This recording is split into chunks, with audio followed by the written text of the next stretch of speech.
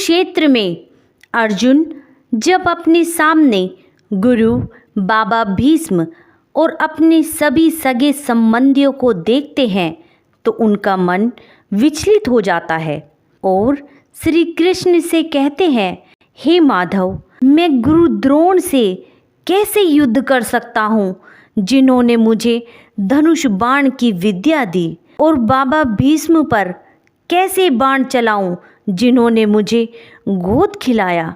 मैं इन सब को माफ़ करता हूँ क्योंकि अपने परिवार को मारकर मुझे राजभोग स्वीकार नहीं है। और यह कहकर वह अपना गांडीव हाथ से छोड़ देता है और माधव से मुख मोड़कर रथ पर बैठ जाता है। उसके बाद श्री कृष्ण धर्म की रक्षा के लिए अर्जुन को गीता ज्ञान देते हैं। अमित शर्मा जी की ये कविता इसी के बारे में है। कविता को शुरू करने से पहले दोस्तों, कविता अच्छी लगे तो लाइक और चैनल को सब्सक्राइब करना ना भूलें।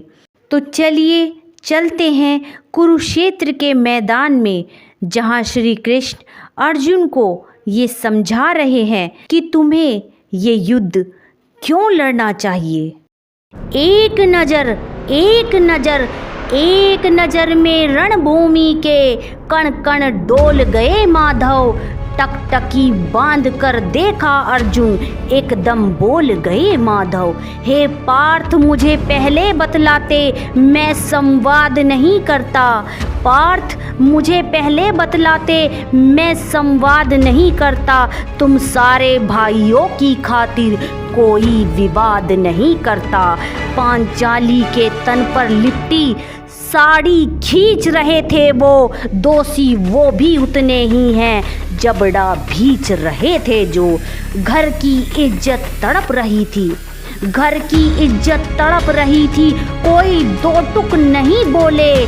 पोत्र बहू को नग्न देखकर गंगा पुत्र नहीं खोले, पोत्र बहू को नग्न देखकर गंगा पुत्र नहीं खोले। तुम कायर बनकर बैठे हो, ये पार्थ बड़ी बेशर्मी है। संबंध उन्हीं से निभा रहे जो लोग यहाँ अधर्मी हैं। धर्म के ऊपर यहाँ आज भारी संकट है खड़ा हुआ, और तेरा गांडीव पार्थ रथ के कोने में पड़ा हुआ।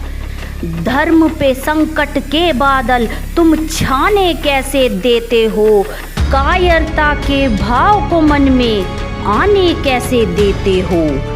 हे पांडु के पुत्र, हे पांडु के पुत्र, धर्म का कैसा कर्ज उतारा है।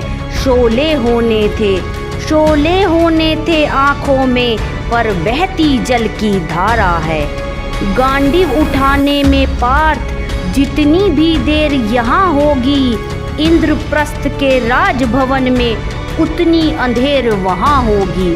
अधर्म धर्म की गहराई में खुद को नाप रहा अर्जुन, अश्रुधार फिर तेज हुई और थर थर काँप रहा अर्जुन। हे केशव, ये रक्त स्वयं का पीना नहीं सरल होगा, और विजयी यदि हुए हम, जीना सरल नहीं होगा।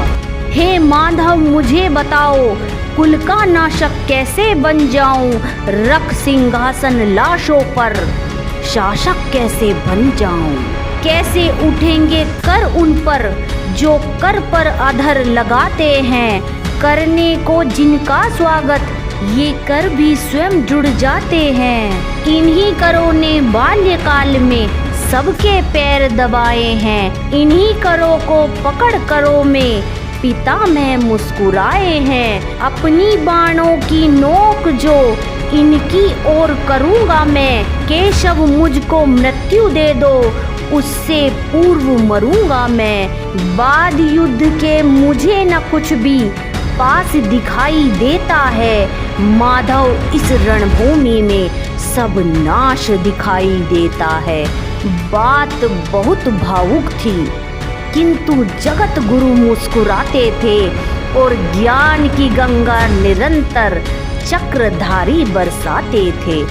जन्म मरण की यहाँ योद्धा बिल्कुल चाह नहीं करते क्या होगा अंजाम युद्ध का, ये परवाह नहीं करते।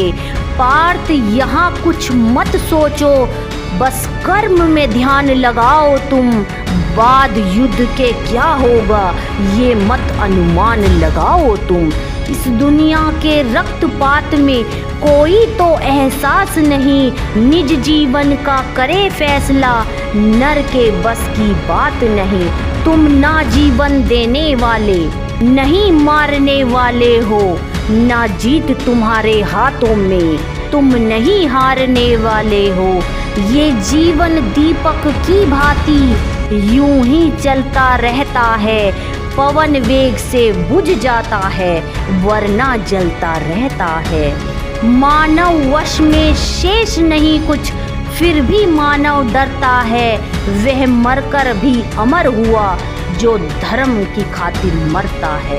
वह मरकर भी अमर हुआ जो धर्म की खातिर मरता है, जो धर्म की खातिर मरता है।